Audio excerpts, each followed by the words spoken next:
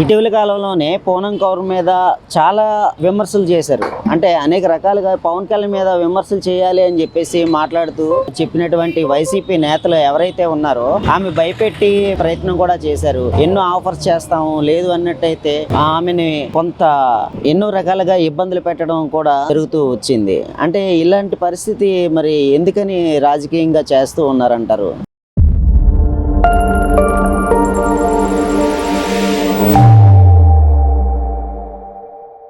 YCP పార్టీకి మొదటి నుంచి ఉన్న జబ్బు అది. అంటే ఈ రోజు పూనం కౌరీనే కాదు, గతంలో కూడా ముంబై హీరోయిన్ ఎవరో వస్తే ఆవిడని కూడా ఇలాగే ఇబ్బంది పెట్టారు. వాళ్ళందరూ కూడా ఇప్పుడు ఆల్రెడీ చాలా మంది డిఎస్పీలు కానీ లేకపోతే మినిస్టర్ కానీ దానికి సంబంధించిన మినిస్టర్ గారు వీళ్ళందరూ కూడా శిక్ష అనుభవిస్తున్నారు. అలాగే పూనం కౌరి గారిని ఆవిడని అడ్డు పెట్టుకుని పవన్ కళ్యాణ్ మీద లేనిపోయిన అపోహలు సృష్టించి ఏవో చెప్పమని చెప్పి ఆవిడకి ఎన్నో ఆఫర్లు చేశారు. కావున ఆవిడ నిజంగా నీతికి నిజాయితీకి నిలబడిన మనిషి కాబట్టి ఈ రాజకీయాలతో నాకు సంబంధం లేదు, నేనైతే అలాంటివి ఎప్పుడు కూడా మాట్లాడని చెప్పేసి అనేసరికి ఆవిడని పర్సనల్ గా టచ్ చేయడానికి భయపెట్టడానికి ఏదో ప్రలోభాలు పెడుతుంటారు. కానీ అట్లా ఎన్నాళ్ళు సాగం. ఆల్రెడీ మొన్న 11 ఇచ్చారు, ఈసారి 11 కాదు 1 కూడా లేకుండా అయిపోద్ది. ఇలాంటి ఆడవాళ్ళు ఉసిరి పెడితే మటుకి అలాంటి వాళ్ళు బాధపడితే జగన్మోహన్ రెడ్డి గారు ఊరికే పోదు. అది బతికున్నంతకాలం కూడా చుట్టుకుంటది పేక్కి, ఆ పాపం అనేది చుట్టుకుంటది. రాజకీయం ఉందాతనంగా ఉండాలి. అంటే విమర్శలు ప్రతి విమర్శలు కానీ ఇంకో విధంగా చెయ్యు. ఆడవాళ్ళు అడ్డు పెట్టుకుని రాజకీయం చేస్తే ఆయన ఏమనుకుంటారు, మరి ఏమనుకుంటాడు ఆయనకే విజ్ఞతగా వెలిసాం. ఆయన ఏమనుకుంటారు అసలు ఎవరైనా చూసిన వాళ్ళు ఆడవాళ్ళు అడ్డం పెట్టుకుని రాజకీయం ఆడవాళ్ళు అడ్డం పెట్టుకుంటే పద్ధతిగా మాట్లాడు. అంటే ఉన్నవి లేనివి పూనం కౌరి గారినో లేకపోతే ఇంకొకరిని రెచ్చగొట్టి ఇవన్నీ అవసరం. 30 ఏళ్ళ నుంచి ఒక పార్టీలు అన్ని చూసుకొస్తుంది. కానీ ఈ 30 ఏళ్ళ నుంచి కూడా ఏ రోజు కూడా ఇలాంటి నాయకుని, ఇంత నీచమైన నాయకుని చూడలేదు, ఇంత దరిద్ర కొట్టని కూడా ఎక్కడ చూడలేదు. ఆడవాళ్ళు అడ్డం పెట్టుకోవాలి. లేకపోతే ఇంకోటి ఆవిడ చేయనన్నది ఆవిడ నిజాయితీకి నిలబడిన మనిషి కాబట్టి పూనం కౌరి గారిని నాకైతే ఇందులో రాజకీయాలు ఎంటర్ చేయాలి నాకు అనవసరం అని చెప్పి ఆవిడ అనేసరికి ఆవిడని కూడా బ్లాక్ మెయిల్ చేయడానికి చూస్తుంటే ఏ విధంగా దిగజారిపోయారో జగన్మోహన్ రెడ్డి గారు ఒక్కసారి ఆలోచించుకోవాలి. ఎందుకంటే ఆవిడ ప్లేస్ లో మన ఇంట్లో వాళ్ళు ఉండవచ్చు, లేదా ఇంకా ఆయన ఇంట్లో ఉండవచ్చు. అయితే ఆయన వాళ్ళు కూడా అడ్డం పెట్టుకుని రాజకీయం చేయగలరా? అది దానికి ఇదైతే మటుకి భగవంతుడు ఎప్పుడు శిక్షిస్తాడు ఆ విషయంలో. మటుకు అది కరెక్ట్ కాదు నాకు తెలిసినంత వరకు. కాబట్టి పూనం గౌరి గారికి మటుకి ఒక విధంగా నేను చేతులు దండం పెడతాను. ఎందుకంటే ఉందాతనంగా ఆవిడ చెప్పింది నేను రాజకీయాలకు సంబంధం లేదు అంటే ఆవిడని కూడా పర్సనల్ టచ్ చేస్తుంటారు. అది కరెక్ట్ కాదు. ఒక పవన్ కళ్యాణ్ ఎదుర్కోవాలనుకో, లేకపోతే కూటమి ప్రభుత్వం ఎదుర్కోవాలనుకో మీరు డైరెక్ట్ మాట్లాడండి. ఇంకా ఉన్నాయి కదా, పోనీ వాళ్ళు ఏం మంచి పనులు చేయలేదు, ఏదొక్కడో చెడ్డ పనులు చేస్తుంటారు, అవి పెట్టండి బయట. అంతేగాని ఆడవాళ్ళు పెట్టి రాజకీయం చేద్దామంటే నువ్వెన్ని రోజులు రాజకీయాల్లో ఉంటావు? ఇప్పుడు 10 ఏళ్ళు అయ్యింది, ఇంకెన్ని రోజులు ఉంటావు మా అయితే? అది మరి కరెక్ట్ కాదు.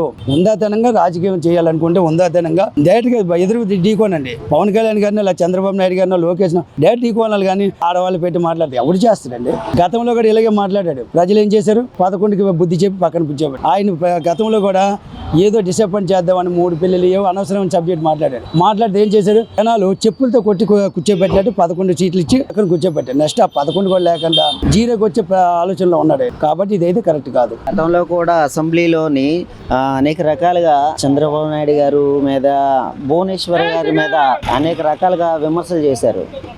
ఎలా చూడాలంటారు? అదేనండి చెప్తున్నాను కదా, వ్యక్తిగత విమర్శలు. గతంలో నారా భువనేశ్వర్ గారిని కానీ చంద్రబాబు నాయుడు గారిని కానీ పవన్ కళ్యాణ్ అయితే మీటింగ్లో కూడా పబ్లిక్ అనమాట. అది ఎంతవరకు కరెక్ట్ అండి? అందుకే ప్రజలు చెప్పుతో కొట్టారండి. ఇంకా చెప్పుతో కొట్టి 11 కూర్చోబెట్టి అది కూడా తెలుసుకోలేకపోతే అనవసరం. రాజకీయం చేసామంటే ఉందాతనంగా ఉండాలి. గతంలో రాజశేఖర రెడ్డి గారు చేశారు, రోసయ్య గారు చేశారు, తర్వాత చాలా మంది చేశారు. అంతకుముందు ఉమ్మడి రాష్ట్రంలో ఉన్నప్పుడు వీళ్ళందరూ చేశారు, కేసీఆర్ వీళ్ళందరూ. కానీ ఇంత దిగజాడు రాజకీయాలు ఏ రోజు కూడా చూడలేదు నేను. ఉమ్మడి రాష్ట్రంలో ఉన్నప్పుడు కానీ ఇప్పుడు విడిపోయిన తర్వాత ఈ జగన్మోహన్ రెడ్డి అనే పనికిమాలిన వాడు వచ్చిన తర్వాత మరి దిగజాడు రాజకీయాలు, ఒక ఆడవాళ్ళు అడ్డం పెట్టుకొని లేకపోతే ఇంట్లో ఆడవాళ్ళు బయటికి లాగి మాట్లాడడం, ఇది చాలా అనాల్సి. అంటే నిజంగా ఆయనకి ఎడ్యుకేషన్ లేదు కాబట్టి జగన్మోహన్ రెడ్డికి చదువు లేదు. ఏదో ఆయన దశకొలదే నాన్నగారిని చూసి ఒకసారి అవకాశం ఇవ్వాలనుకుని ఇచ్చేశారు, దాన్ని నిలబెట్టుకోలేకపోయాడు. మళ్ళీ అదే దీనిలో వద్దామని చెప్పి ఇప్పుడు ఈ చేసే ప్రతిపక్షంలో ఉన్నప్పుడు వీళ్ళు చేయలేని మంచి పనులు ఏమైనా చెడ్డ పనులు చేస్తారు, ఇవి బయట పెట్టండి. మంచి పనులు మీరు చేసి చూపించండి. నెక్స్ట్ 2029 ట్రై చేయండి. అంతేగాని పూనం కౌరి గారినో లేకపోతే ఇంకొకరు తీసుకొచ్చి మీరు పవన్ కళ్యాణ్ మాట్లాడండి, మీకు ఆఫర్ చేస్తాం, మీకు ఎంత ఇస్తాం, లేకపోతే మీకు ఒక పదవి ఇస్తాం, ఇది కరెక్ట్ కాదు. ఎందుకంటే ఆవిడ ఒప్పుకోలేదని చెప్పి ఆవిడ పర్సనల్ గా వీళ్ళు వచ్చి ఏదో వీడియోలు పెడతారు. దేనికంటే అదే మన ఇంట్లో వాళ్ళు ఉంటే ఆవిడ ప్లేస్ లో ఏం చేస్తాం? మనం అలా మాట్లాడగలం? ఒక్కసారి ఆయన నేను ప్రశ్నిస్తాను మీ ద్వారా. అదే పూనం కపూర్ కి బెదిరించి భయపెట్టి చెప్పించాలన్నది కడపరెడ్లు ప్రయత్నం. అంటే ఈ కడపరెడ్లు అసలు ఎవరంటారు? ఈ కడపరెడ్లు ఒకరి తర్వాత ఒకరు బెదిరించడం, భయపెట్టడం చేస్తూ ఈ పూనం కపూర్ తో పవన్ కళ్యాణ్ గారి మీద వ్యతిరేకంగా మాట్లాడమంటాం, దీన్ని ఎలా చూడాలంటారు? ఇప్పుడు కడపరెడ్లు అనేటప్పటికే అక్కడ జగన్మోహన్ రెడ్డి వస్తాడు. ఇదంతా ఆడించేదే జగన్మోహన్ రెడ్డి. పూనం కపూర్ కి నీకు పదవులు ఇస్తాం, నీకు అన్ని ఇస్తామని చెప్పి ఆఫర్లు పెట్టిన తర్వాత చెప్పించాను, నేను చెప్పను అని అన్న తర్వాత ఆవిడ వీడియోస్ అన్ని బయట పెడతామని బెదిరించి ఆవిడ్ని చాలా బెదిరింపులతోటి పవన్ కళ్యాణ్ గారి మీద ఆవిడ అసభ్యంగా మాట్లాడటం చాలా వ్యతిరేకంగా ఉంది. ఇప్పుడు జగన్మోహన్ రెడ్లు అందరూ ఇప్పుడే కాదు, మెగా ఫ్యామిలీ మీద ఇప్పుడే కాదు, గతంలో కూడా మా చిరంజీవి గారు ప్రజారాజ్యం టైంలో కూడాను ఆ రెడ్లే ఆయన్ని అనగదొక్కి ఆయన్ని పార్టీ నుంచి విలీనం చేసుకుని కాంగ్రెస్ కలుపుకునే ప్రయత్నాలు కూడా ఆ రెడ్లే చేశారు. ఇప్పుడు కూడా పవన్ కళ్యాణ్ గారు కొంచెం స్ట్రాంగ్ గా ఉంటారు. ఇలా మహిళలను అడ్డు పెట్టుకుని పవన్ కళ్యాణ్ గారిని చేస్తే ఆయన పరువు పోతుందే, పరువు పోయిన తర్వాత ఇంకా నాకు ఎందుకు ఈ రాజ్యం చెప్పి వదిలేస్తారన్న దాని మీద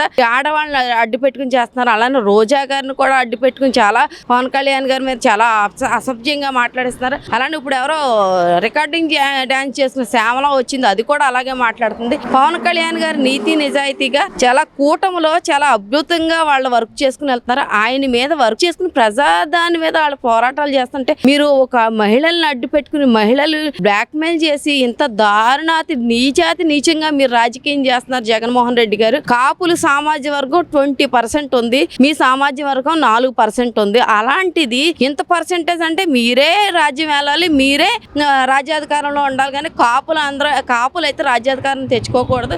ఆ ఉద్దేశంతో పవన్ కళ్యాణ్ గారిని అనగదొక్కాలని చూస్తున్నారు. పవన్ కళ్యాణ్ గారు అన్నది ఎప్పుడు ఆ భగవంతుడు అనే ఒక ఆయన ఉంటారు, ఆయన చూసుకుంటారు. ఇలాంటి దుర్మార్గ పనులన్నీ మానుకుంటే చాలా మంచిది అని చెప్పి కోరుకుంటున్నాం. కాపులకి కమ్మలకి అంటే వాళ్ళని విడదీయాలి, వాళ్ళు ఓట్లు చీలికిపోవాలి, అప్పుడే మేము అధికారంలోకి వస్తాం అని చెప్పేసి మరి జగన్మోహన్ రెడ్డి గారు చేసినటువంటి వ్యాఖ్యలు అంటారా, ఇదంతా చేస్తున్నటువంటి పరిణామాలే అంటారా? ఇప్పుడు చంద్రబాబు నాయుడు గారు ఆయన చాలా స్ట్రాంగ్ లీడర్ అండి. ఆంధ్రప్రదేశ్ లో చాలా స్ట్రాంగ్ ఆయన స్ట్రాంగ్ అయిన ఆయనకి మన పవన్ కళ్యాణ్ గారు కూడా కలిసేటప్పటికి ఈ కూటమి అన్నది ఎప్పుడు కూడా పవన్ కళ్యాణ్ గారు ఏం చెప్తున్నారు, ఇంకా 15 సంవత్సరాలు కూటమిలో ఉంటాం అనేసి పవన్ కళ్యాణ్ గారు చెప్తున్నారు. వీళ్ళు ఏంటంటే విడగొట్టే ప్రయత్నమే చేస్తున్నారు. చంద్రబాబు నాయుడు గారిని మన పవన్ కళ్యాణ్ గారిని విడగొట్టే ప్రయత్నాలు చేస్తున్నారు. అలానే రెండు కమ్మ సమాజ వర్గాన్ని కాపు సమాజ వర్గాన్ని విడగొట్టేస్తే ఓట్లు చీలిపోతే మళ్ళీ మేమే రాజ్యాధికారంలోకి వస్తాము, ఇంకా ఆంధ్రప్రదేశ్ని ఇంకా అనగదొక్కేసి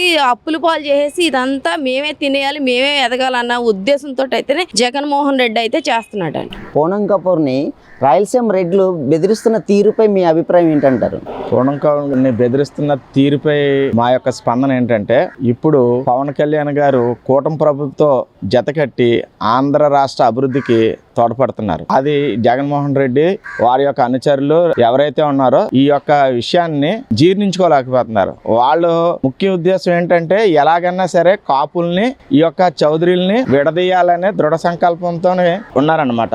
ఎలాగ వీళ్ళని మధ్య చిచ్చు పెట్టాలి, ఎలా అయితే విభేదాలు సృష్టించాలి, ఏ విధంగా బెదిరించాలి అనే ధోరణిలోనే వాళ్ళ ఆలోచన ఉంది, కానీ మరొక ఆలోచన అయితే ఏమీ లేదు. వాళ్ళు రాష్ట్రంపై చేస్తున్న ఒక పోనీ ప్రజల పట్ల పోరాడి ప్రజల శ్రేయస్సు కోసం వాళ్ళు పరితపించి కార్యక్రమాలు చేసి ఒకవేళ అసెంబ్లీలోకి వెళ్ళి ఏమన్నా తప్పులు ఉంటే నిలదీస్తే ప్రజల్లో మార్పు వస్తుంది. కానీ ఇలాంటి ఒక ఆడపిల్ల జీవితాన్ని అడ్డు పెట్టుకొని ఎలాగైనా సరే ఈ కూటమి ప్రభుత్వాన్ని విడదీయాలనే వాళ్ళ దుర్మార్గ చర్య అది ఏవైతే ఉందో అది చాలా దారుణం. ఎందుకంటే అది ఎవరు హర్షించరు అలాంటి విషయాల్లోని. వాళ్ళు వేరే కారణాలతో వాళ్ళు ఏదన్నా చేయాలి, కానీ ఇలాంటి ఒక ఆడపిల్ల మాన ప్రాణాలని భయపెట్టి భయప్రాంతులు చేసి దాని చివరికి ఎలా అంటే తన్ని డబ్బుకి ఆశ చూపించారు, ఆమె డబ్బుకి లొంగలేదు. పదవి ఆశ చూపించారు, పదవి కూడా ఆవిడ చెల్లించలేదు. ఇంకా అంతకన్నా నీచానికి దిగతిరిగి ఇంకా ఆవిడ మీద న్యూడ్ వీడియోస్ అవి క్రియేట్ చేసి సోషల్ మీడియాలో అప్లోడ్ చేస్తాం ఇలాగా ఆవిడని బెదిరించి చూశారు. అయినా ఆవిడ దేనికి భయపడలేదు. ఆవిడ ఒక నీతి నిజాయితీగా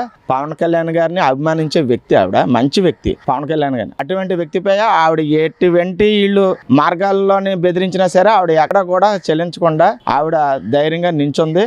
వీళ్ళు ప్రయత్నాలు చేశారు.